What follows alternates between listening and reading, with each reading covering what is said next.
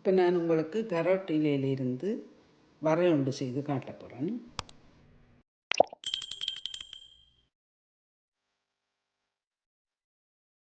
கரோட்டியில் வரைக்குள்ளே கொஞ்சம் கரட்டையும் சீவி அதுக்குள்ளே போடுங்க.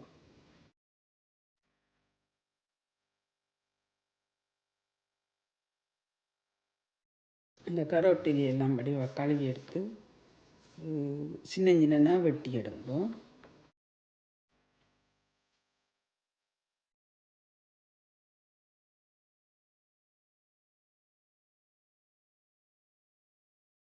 இந்த கரோட்டிலையோட கொஞ்சம் கரோட்டையும் சீவி அதோட போட்டு வறுத்தா நல்லா இருக்கும்.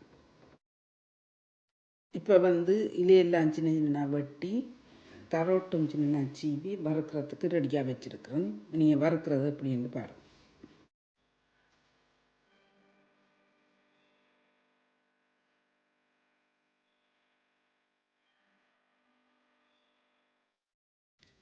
இப்போ வெட்டி வச்ச கரோட்டிலையும் கரோட்டையும் போட்டு கொஞ்சம் உப்பு தேங்காய் பூ எல்லாம் போட்டு அப்படியே வறுத்தெடுக்கும்.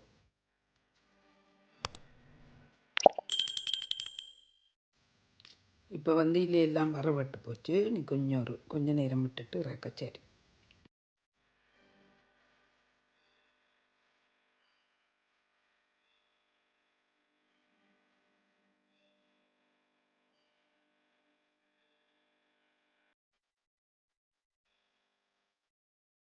கரோட்டியில் வறுத்தாச்சுது.